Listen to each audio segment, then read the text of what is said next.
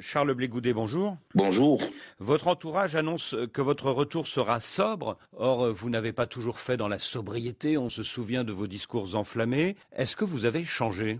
On va dire que sorti des prisons, avec toutes ces douleurs, avec toutes ces expériences, j'en ai tiré les leçons et on va dire que j'ai mûri. Et quand le rythme des tam-tams change, il faut changer la manière de danser. J'ai décidé de rentrer dans la sobriété en respect pour la mémoire de toutes les victimes, sans distinction, de la crise au nom de laquelle j'ai été transféré à la CPI. C'est ma manière à moi de compatir et je pense qu'ils ont besoin de compassion. Alors c'est vrai que pendant la crise meurtrière de 2010-2011, vous avez été l'un des grands orateurs du camp Gbagbo. Qu'est-ce que vous dites aujourd'hui aux familles des 3000 Ivoiriens qui sont morts à cette époque ? Il y en a certainement eu plus que ça.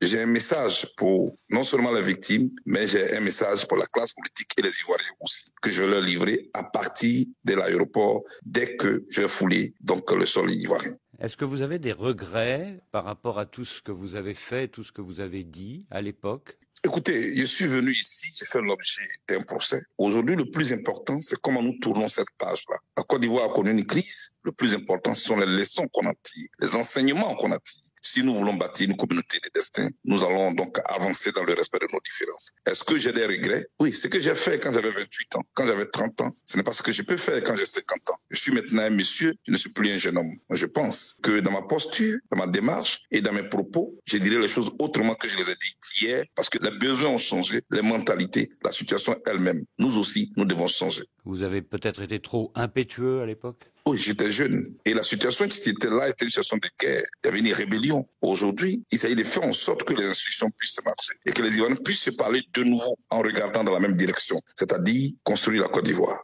Le moment fort de ce samedi, ce sera, vous l'avez dit, votre rencontre avec vos partisans à Yopougon, où vous direz quelques mots. Qu'est-ce que vous direz justement ? Je pense que ce n'est pas un meeting que je ferai. Non, c'est un moment dont mes partisans et beaucoup d'Ivoiriens aussi qui ont partagé ma cause. Ils ont beaucoup rêvé de ce moment. Il est arrivé. Et c'était important pour moi que je les vois, qu'ils me voient, qu'on se touche. Mais j'allais dire le moment le plus important, surtout pour moi, c'est là mon message depuis l'aéroport. Le message aux Ivoiriens, le message à la classe politique, le message aux victimes. Mais la sobriété par laquelle je rentre est déjà un message. Alors, en votre absence, Charles Blé Goudet, vous avez été condamné par la justice ivoirienne à 20 ans de prison. Est-ce que vous avez eu l'assurance écrite des autorités ivoiriennes que vous n'irez pas en prison ? Écoutez, on peut même vous écrire une assurance. On peut vous donner tous les documents que vous voulez. Et puis à l'arrivée, on peut vous arrêter. Mais ce n'est pas de cela qu'il s'agit aujourd'hui. Les autorités ivoiriennes sont dans une logique de tourner cette page-là et d'apaiser la situation sociopolitique. C'est dans ce cadre-là que le chef de l'État a autorisé que je rentre en Côte d'Ivoire en homme libre. Et je respecte les institutions de mon pays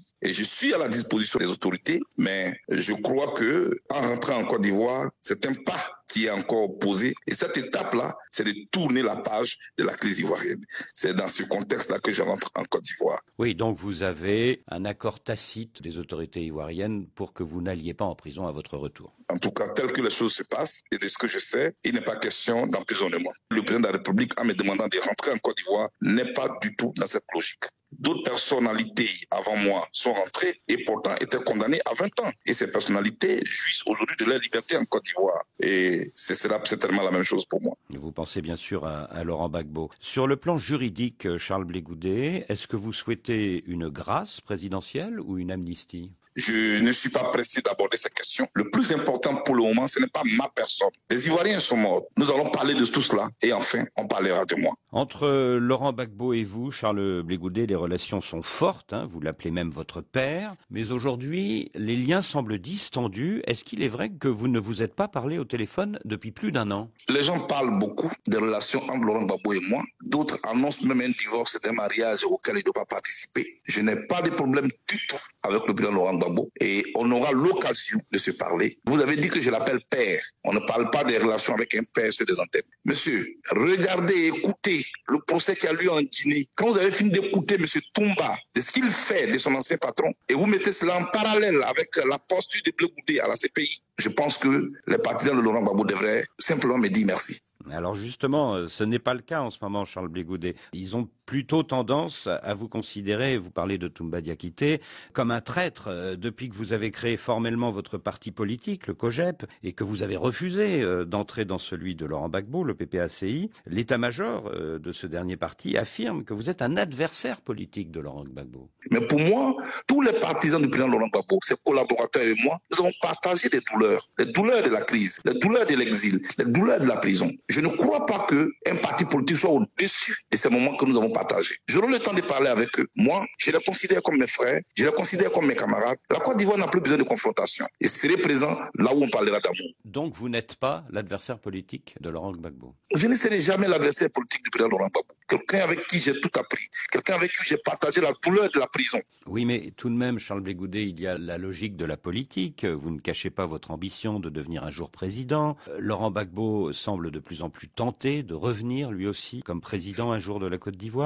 Si vous êtes candidats tous les deux à la présidentielle de 2025, est-ce que vous ne serez pas naturellement des adversaires politiques? Nous sommes en 2022. En politique, ce qui est vrai aujourd'hui n'est pas forcément vrai demain. Et je pense qu'il ne faut pas être pressé. Le temps nous dira le reste. Mais moi, je ne suis pas un adversaire du président Laurent Gbagbo. Voilà.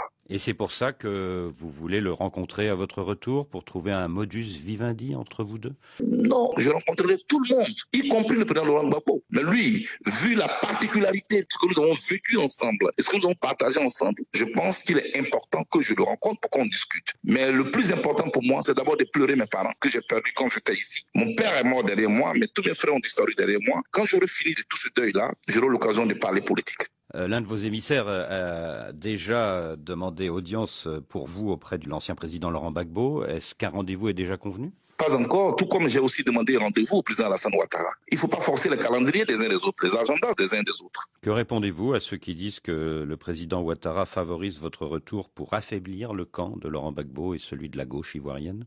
Et quand il a favorisé le retour du président Laurent Gbagbo, le retour de Akossi Bengo, le retour de Kone Katina, de Damana Pikas et de tous les autres, c'était pour affaiblir qui?